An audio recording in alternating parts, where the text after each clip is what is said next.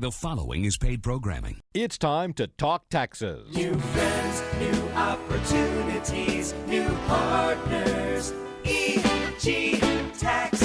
It's Ask the Tax Lady with Esther Gullo and EG Tax on News Radio 930 WBEN. To reach Esther now, call 803-0930. Toll free at 1-800-616-9236.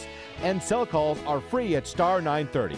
And now, live from the WBEN studios, it's Esther Gullo. Hey everybody, this is the Tax Lady, and we're going to talk taxes and how to save you a bunch of money. So whether you're in the backyard having a barbecue or laying around the pool or just catching some Z's because it's finally so nice outside, or doing yard work, right?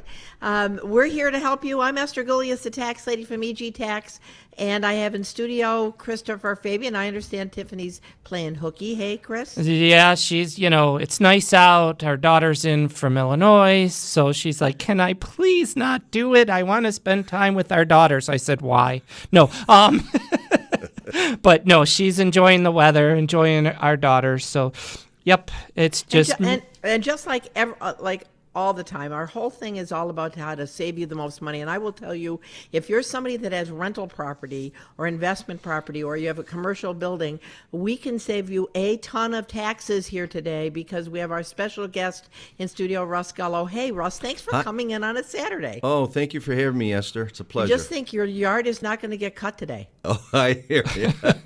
Right? It's just going to get longer and longer. That's good. That's okay with me. All right. You got to hire a landscape guy. But Russ Gullo is a real estate property exchanger. He is a genius at helping people save money. And we're going to explain why it's so important that if you know somebody has rental property, or if you have rental property or commercial property, you want to listen to this program, because we're going to save you a ton of money if you listen to what we say, and it'll be earth-shattering as far as that tax time. But Chris, just before we talk to Russ and all the good news he's going to give us, we want to talk about ABCs, right? Yep. All about college. I know there should be about, but we want ABCs. We are doing another workshop coming up in August, the 17th of August, all about college, where if you have college kids, if you have grandkids ready to go, juniors, freshmen in college, in high school. You have maybe your kids were just born and you want to know. We have experts there that are going to be able to help you.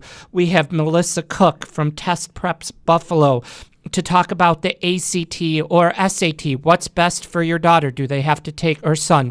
Yep. Do they have to take both or one, or do they even have to take them? How should they get prepared? We have John Smith from New York Life talking about 529 plans and college funding, and other college reps for enrollment tips for FAFSA.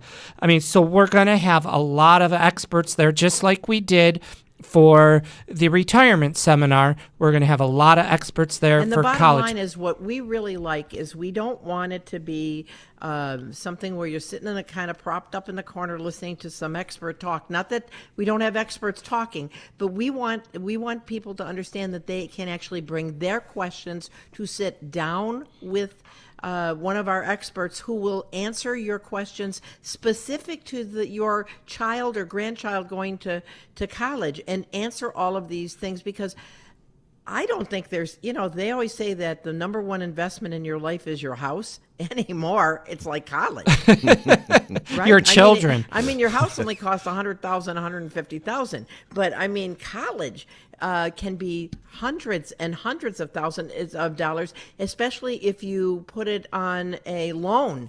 Yep. So that you're paying for interest on top of interest on top of interest, and that's part of what we want to do. So if you think, certainly if you have kids that are going to college, or they're juniors, and you're wondering about, and the other thing, we're going to talk about the tax aspect of it, so that there's all these credits that you can get on the federal and the state. It will be a great hands-on workshop, and if you want to register, how do they do it, Chris? You can go to egtax.com. We have a link right there. You can go to our Facebook page, or you can call our office at 632-7886, and either one of those three we can get you all registered. And the best part is, it's free. It's free. Yep. And we feed you too. That's right. That's Yeah, right. And we're hopefully, not known as a low calorie establishment. yeah, and hopefully Yeah. Bob won't blow up the grill this time. That's right. I'm Esther Gullius, the tax lady from EG Tax, 803-0930, 803-0930, star 930 on a cell phone. You can text us at 3930 with your questions. And just before we talk to our special guest, Russ Gullo, we have a quick question that's come in kind of off the subject, but again, we'll talk. We'd like to talk about exchanges and things of that nature, but anything's fair game. And we have Gene from North Carolina on the phone. Hey, Gene, how can we help you? Hey, thanks for taking my call, Esther and Chris. My question is about being able to take a charitable donation deduction on my taxes. I know that's harder now on Schedule A because people have their standard deduction. If it's more, you don't itemize it all. I'm wondering if the alternative is, can I take that deduction on my S corp tax form, the 1120S? Okay. So you can take it if the corporation makes the contribution, right? Then you can take it as an expense on the corporation, which will then flow to your K1, which will then get carried forward to your Schedule A. So you're not going to beat the taxman by doing it that way. So what happens is your contributions actually go to your K1, and your K1 then flows it to the Schedule A. What you really want to do is maybe double dip. In other words, let's say that you're somebody that's a tither that might give $5,000, $6,000, $8,000, $10,000 a year to charity. Double up, write your check in December, and then prepay the next year at that same time. So like maybe you do $8,000, so do $16,000 in December, then the next year don't pay anything. You follow what I'm saying? The schedule, the K1, it flows in my Schedule E, not my Schedule A. No, the charity through your K1 will go to the Schedule A. Yep. So it's the K1 goes to the page 2 of the Schedule E, which is correct, but that charitable portion is a separate line item on the K1, and that goes to the Schedule A. So it still goes to Schedule A, though? It does. Oh, okay. Hey, thanks a lot. You're very welcome. Have a great day.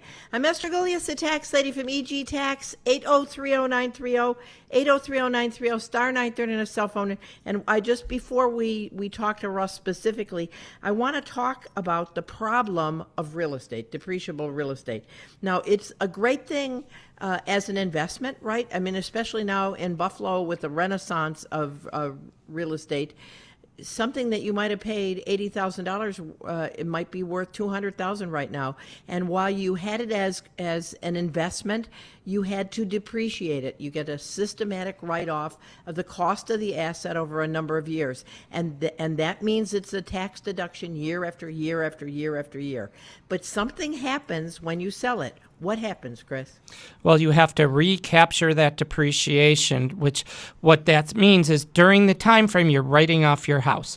But when you recapture it, it takes, say you bought the house for $100,000, you took $70,000 worth of depreciation. That house now, for tax purposes, is only worth $30,000. So when you sell it and you think, oh, I sold it for $100,000, I have no gain. Wrong. You have a $70,000 gain for tax purposes. Absolutely. And so when you go, if you ever want to get out from under your commercial property, your residential rental property, that the depreciation ends up being a problem. I'll give you another example, and this one makes it really, because they're larger numbers. Let's say you have a building that cost $500,000 30 years ago, and you've been depreciating it every year for 30 years, and basically now there's nothing left. It's got a zero basis if it was residential rental property. And so if you sell it for $750,000 now, because we have this renaissance, you might think, well, the gain should only be $250,000, $500 from $750, but wrong, because you've been writing it off every year. The basis is zero, so you'd have a $750,000 gain. Now, the maximum you're going to pay is 20% on the federal and about 8% on New York State. So you'd end up, if you sold that outright, you'd pay about $210,000 in taxes. That's a lot of money. And so your only other option is to pay the piper, do an installment sale where you hold the mortgage, all right, which means that you're still on the hook for the money if they don't pay you, right? And you have no liquidity, and you're still going to pay the taxes, but over a period of time, or do an exchange. And that's where our special guest Russ Gullo comes in, because he can tell you how to eliminate that whole $210,000 liability through an exchange. And we're going to take a short break, and we're going to be back on the other side. You can give Russ Gullo a call, 803-0930, 803-0930, star 930 on his cell phone. We'll be with you and Russ on the other side.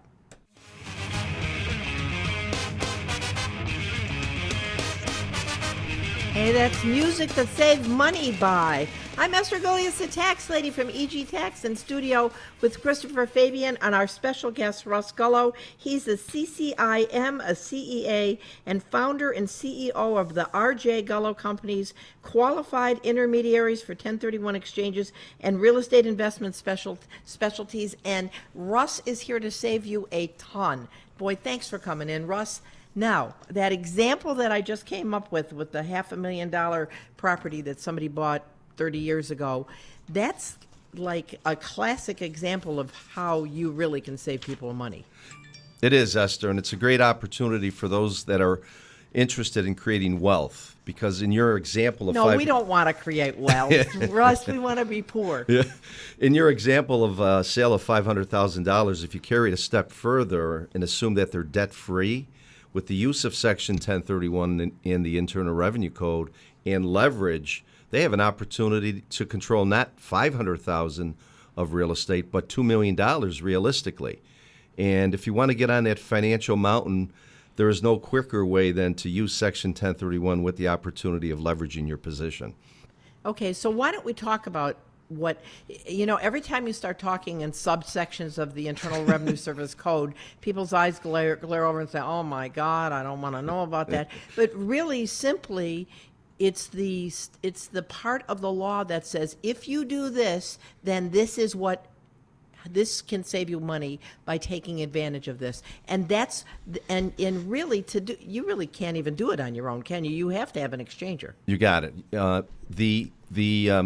The regulations that came out in May of 1991 require a qualified intermediary, which is a safe harbor. So if someone, meaning a taxpayer, wanted to perform a 1031 on their own, it's not allowed. And then there's some other criteria as far as who can be the qualified intermediary, as far as not becoming what we call a disqualified person. So there's, again, no actual or constructive receipt of the funds as well. So the bottom line is, on a 1031, is where you basically take this house, and again, a lot of people think there's all this stuff that they have to do. They really, the transaction from the seller's perspective feels the same as if they were just selling it, right? Absolutely. It's pretty simple today, Esther, because really all you need is a seller, a taxpayer, disposing of either trade, business, or investment-held property, and they need a buyer, just like they would if they were to treat a transaction as a sale or as an installment sale, as you mentioned earlier.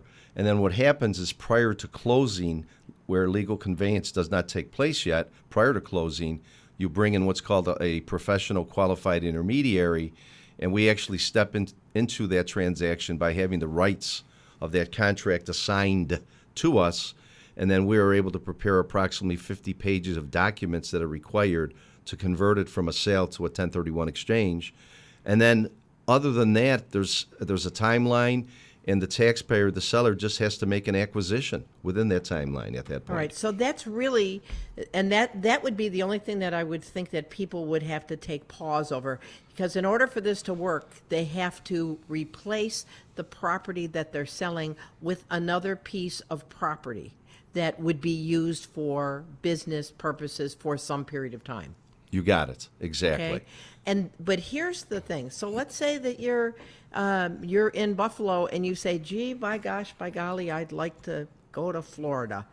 You can actually sell your property up here, do the 1031 exchange, and when you say you call the people in, it's basically we would use your services, and you do all the paperwork, and then they, on the other side, go to Florida and find their piece of property within a certain period of time, and you basically work your magic, and they now own the place in Florida and they don't pay any taxes. Exactly. We actually become the quarterback of the transaction as the qualified intermediary and coordinate everything both on the sale, what we call the relinquished property end, as well as the replacement property end. Chris, you got any questions for Russ? Well, I know Esther brought up the time frame and the beforehand, before the sale. Is there anything they have to do with you to do this? The only thing that they would need to do, Chris, is we provide a free consultation to get everyone on board to make sure it's exactly what they want to do and to make sure that they qualify. That's the big thing. And once they have an executed contract of sale, we need a copy of that.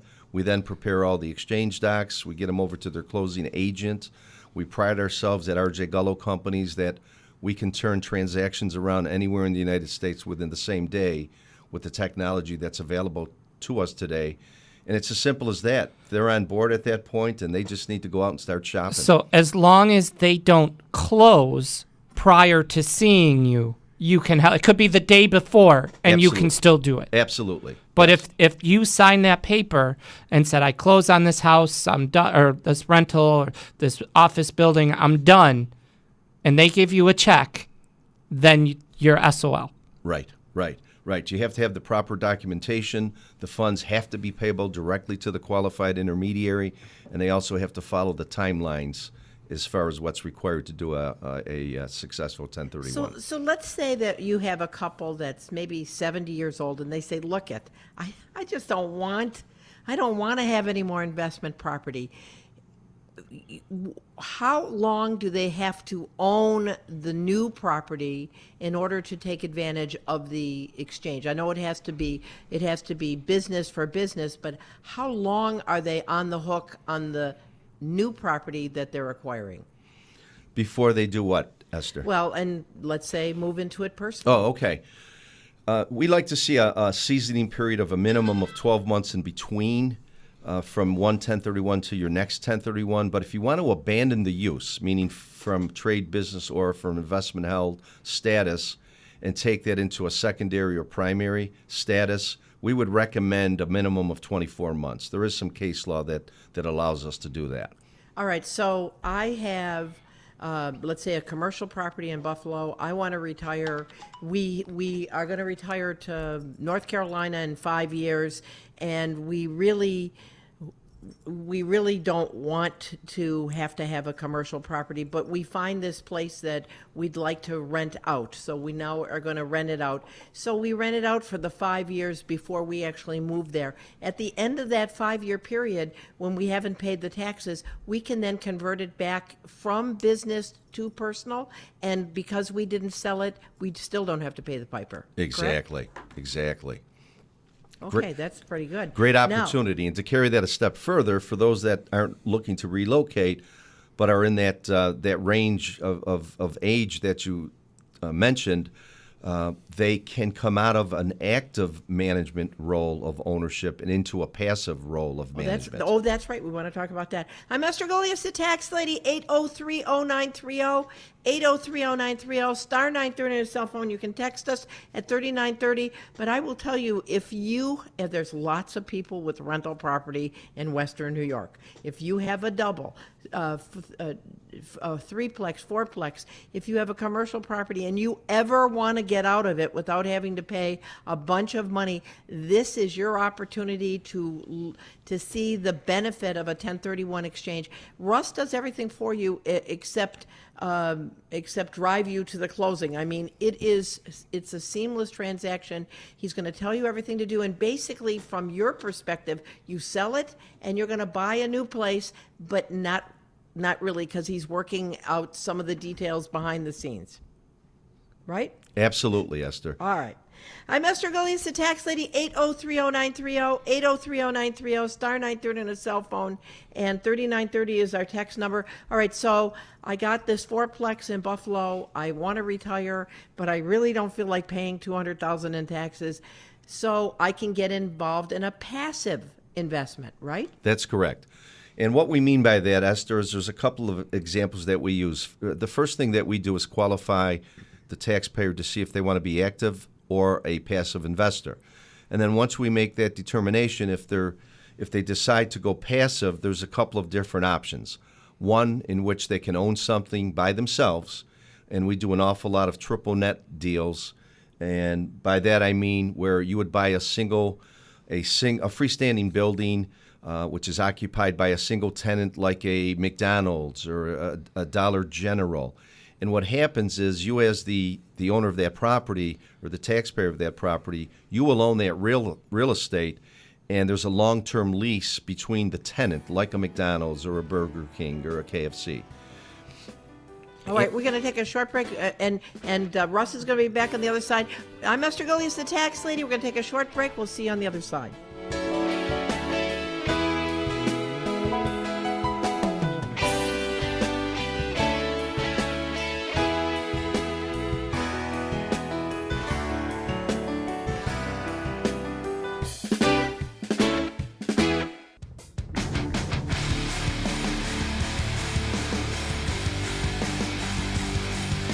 Hey, Frank, I love your music selection there.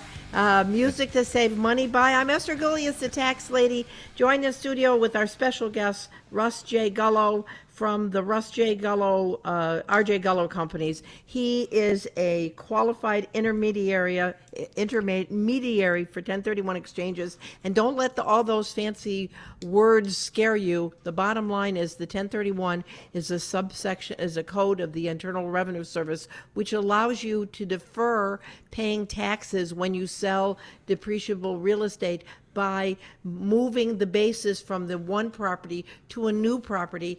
And there's all different kinds of ways to do that and all different kind of property selections. But the thing is, it gets you out of paying the taxes and gets you out legally. Right. You know, I'm walking up the stairs today. I'm going, people pay a fortune for these seminars. Learn how to avoid paying taxes in real estate, and they pay we have somebody here in studio for free for our listeners to call with questions to say, hey, do I qualify? What? So we got a half an hour left. Use this time, call us with the questions, because like Esther said, there's a lot of landlords out there. And There are.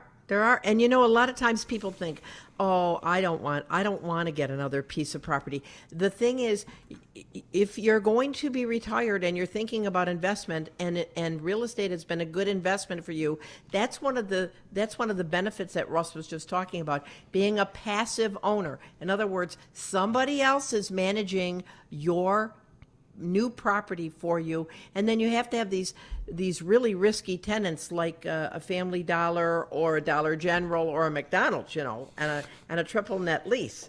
So Russ, give an example of like some of the people that you've helped to move from their active investment where they were managing it to a passive investment, and like how much money they've saved.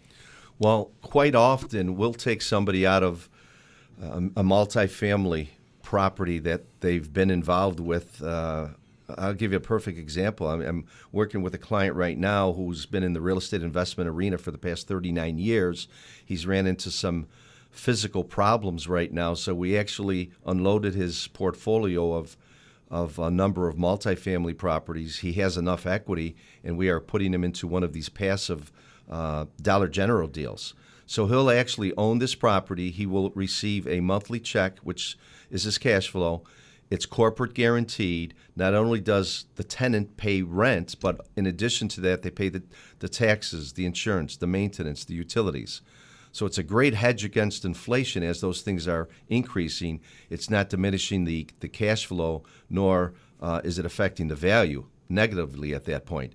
But so the guy that sold his multiple families now owns this one more expensive piece of property, and so he doesn't have to do the day-to-day management because he's got a triple net leased, and so it's basically a retirement plan for Absolutely. him, right? And not only that, Esther, but from a tax point of view, he's going into a value that's triple what he's coming out of.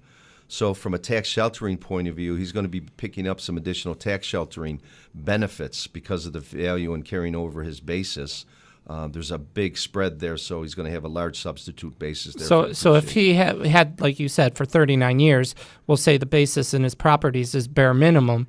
So now if he buys a $2 million property, he has no basis. Right. But he doesn't have to worry about anything either, because eventually, if he passes away, his children then get the stepped-up basis. Absolutely. Which is like, I mean, from my perspective. So you have this property which you've been writing off, where you want to sell it and you want to retire, but you're listening to EG Tax on the radio here and you think, gee, this sounds like something for me. So you could sell it, your portfolio, let's say for $1 million, which would have maybe all been taxable. You would have had to pay maybe $300,000 or $400,000 in taxes. You move this investment into a passive investment, like owning a building that McDonald's is the landlord of. They start giving you rent every month, and that is your retirement. And let's say, God forbid, 20 years from now you pass away, your kids then inherit it at a stepped-up basis, so they have no gain. Exactly. And the government gets no money. I mean, and you know, the whole thing is what I love about what we do here is we tell people things that there is no way they would have ever known about this. Right. Only somebody that paid the long dollar to a very prestigious firm would have been able to even come up with this concept, because it's not readily known, but it's available to you whether you have a $200,000 duplex or a $2 million commercial property. And it's really, and Russ, you do all the work. Exactly. And there's so many different opportunities, Esther, where, if someone's coming out of something that they're actively involved in, they can continue to go back into something in which they're actively involved in. But they don't have to buy an existing property. They can buy a piece of land and add the improvement as part of the 1031. They can buy an existing property that they want to improve and create value. They can buy before they sell, as long as we're in the transaction. There's so many different things, and you can kind of mix and match these. The bottom line is it's like anything.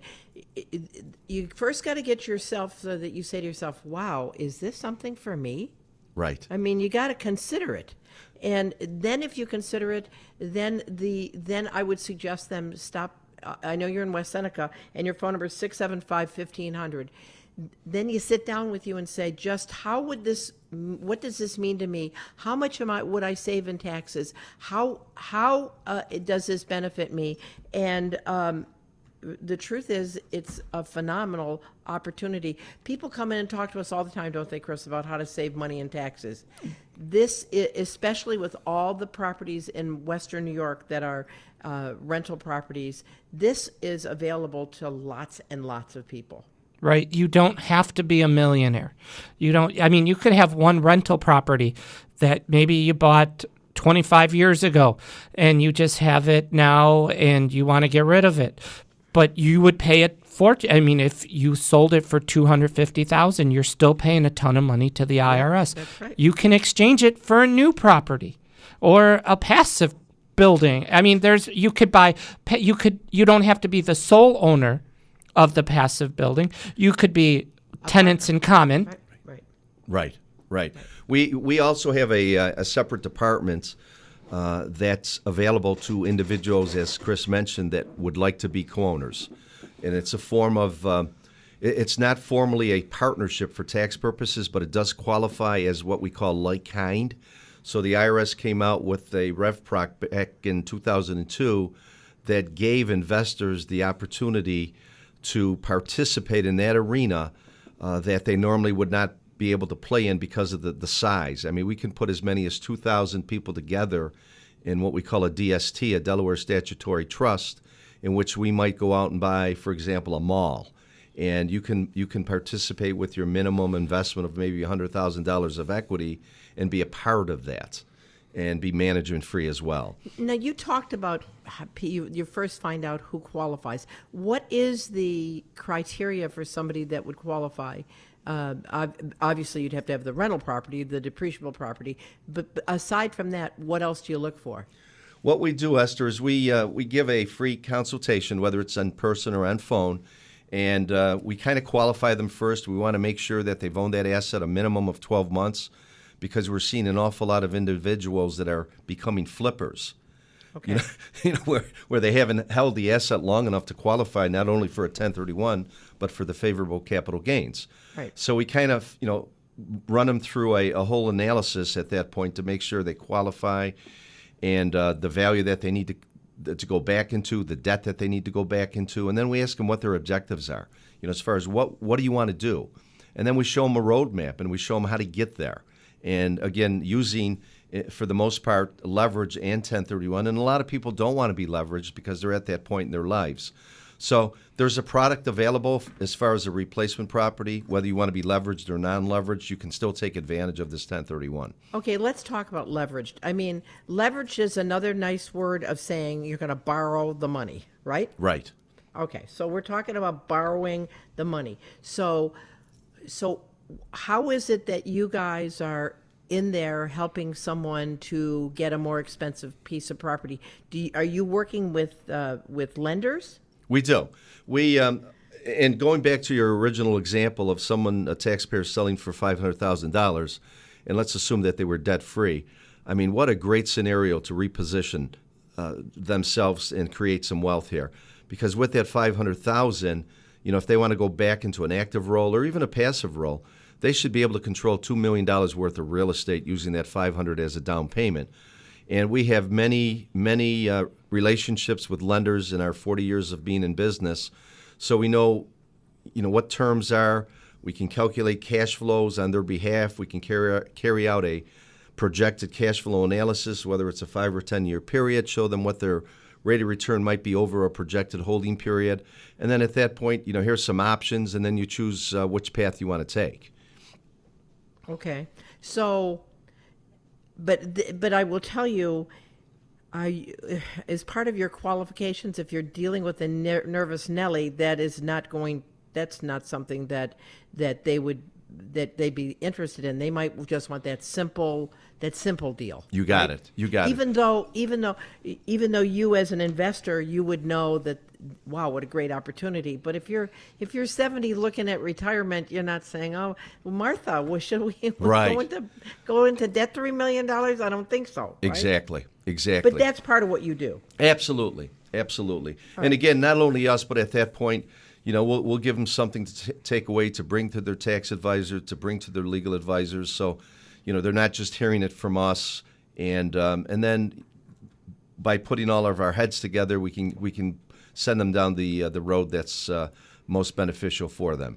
All right, Chris, we got a text. What's the text say? It says, can you sell your personal residence to your own sole member LLC or a multiple member LLC? Why? Yeah, that's what I'm going. Why? I'm thinking maybe they want to protect the house from a nursing home, but there's other ways to do that. I mean, certainly if you sell your personal residence and the gain is less than $500,000 if you're filing a joint return, the entire gain is tax-free. So, unless you're... I mean, you can sell, if it would be redundant to sell it to yourself. You already own it. Right. I mean, unless you're going to turn it into rental property, then there would be no reason to put your own house into an LLC.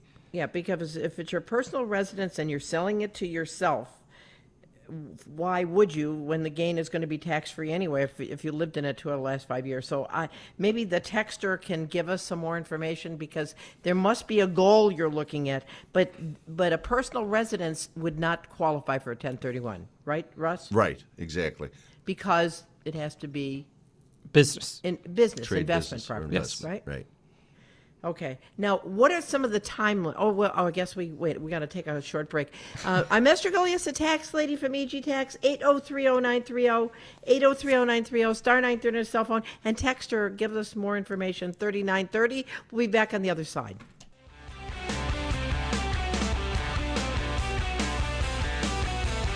Hey, I'm Esther Gullo, the tax lady, and we're talking about how to save a ton of money on your investments, especially if you're a landlord or own commercial property. We have a special guest in studio, Russ J. Gullo, and he is the founder and CEO of R.J. Gullo Companies, and he's a brain at how to do 1031 exchanges. And Chris Fabian, of course, is in studio with us.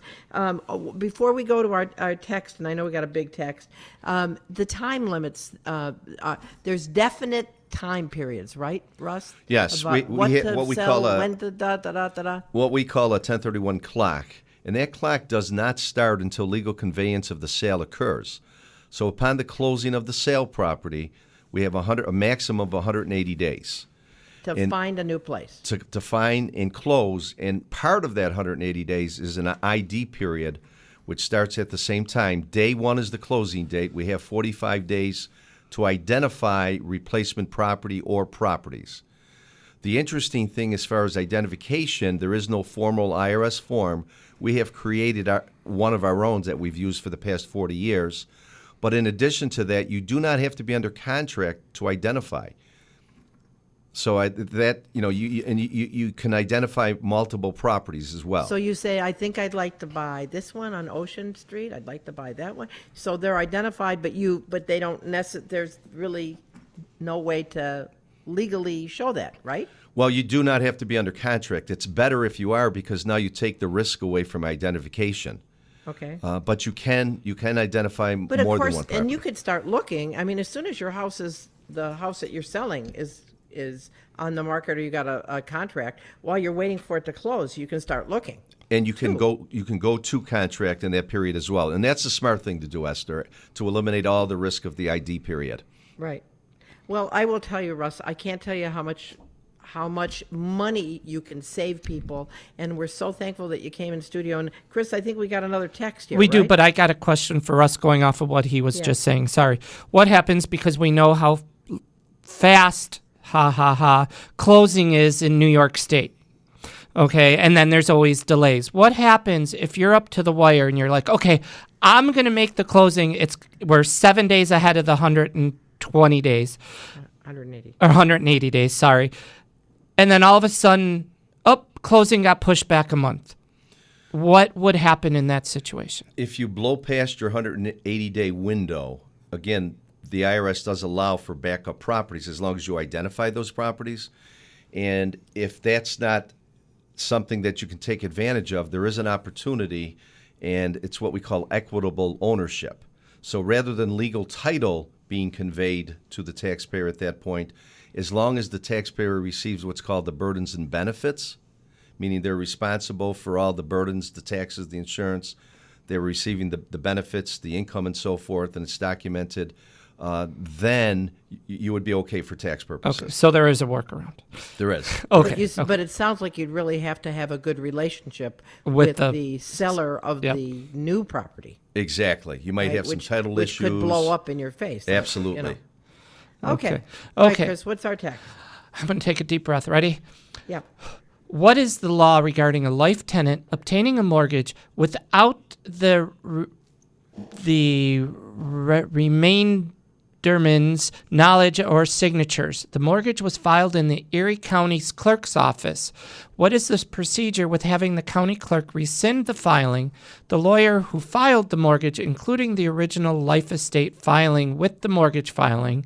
The mortgage was obtained from an individual, not a bank.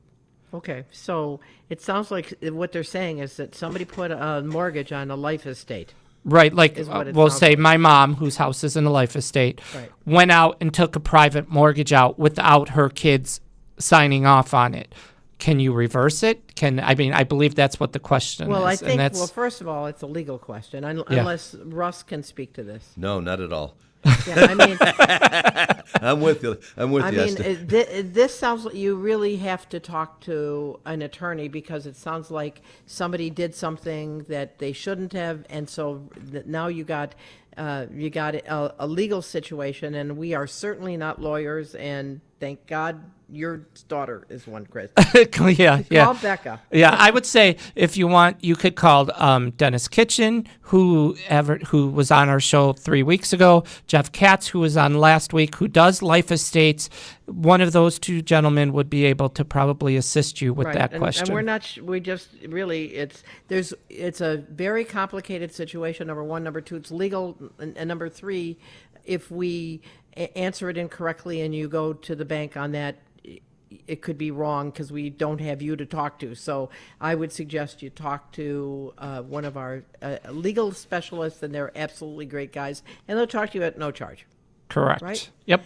Okay, so Russ, if somebody's listening and they're thinking about getting rid of their property, the wonderful thing is it can be a double, it can be larger, it can be very large. You sound like you really offer a lot of flexibility, because whether you want to just get a condo in Florida or you want to buy a commercial piece of property, if you want to manage it yourself, if you don't want to manage it, it really comes down to what the taxpayer wants. That's correct. And that's why we recommend giving us a call. We'll give you a free consultation. You tell us what you're trying to achieve, and we'll tell you whether or not it's achievable. And so, sorry, Esther. You can go from owning 10 properties and exchanging all 10 into one, or maybe you have one property and you can go into 10 different properties. Yes, that's so correct. It doesn't have to be 1 for 1, 2 for 2, 3 for 3. There's, like Esther was just saying, there's many different fluctuations that people can use to help.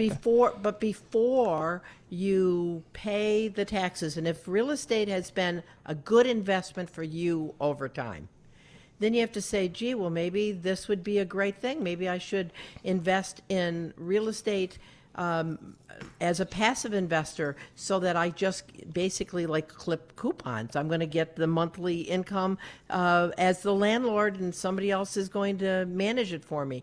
I mean, and the beautiful thing is, upon your death, and this is death is in everybody's future, obviously.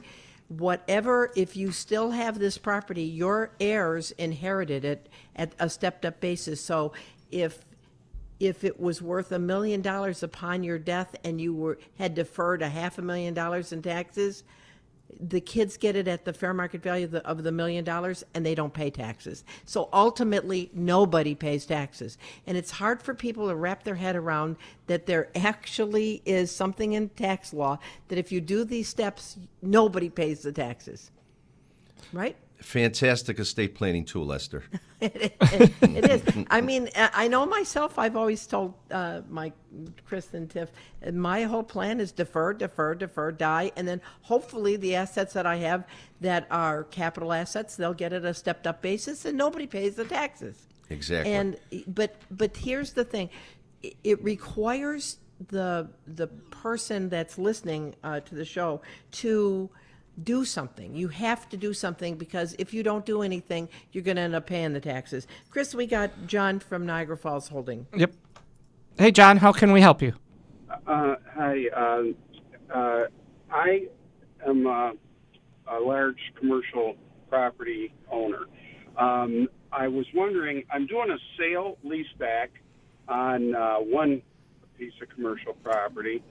So I will still own the business, but the building itself I'm selling to an investment group. I have another business down near Ellicottville. It's a hospitality type business, and I wanted to know if I could take my profit from the first sale and put it into the second business and take a 1031 benefit from it.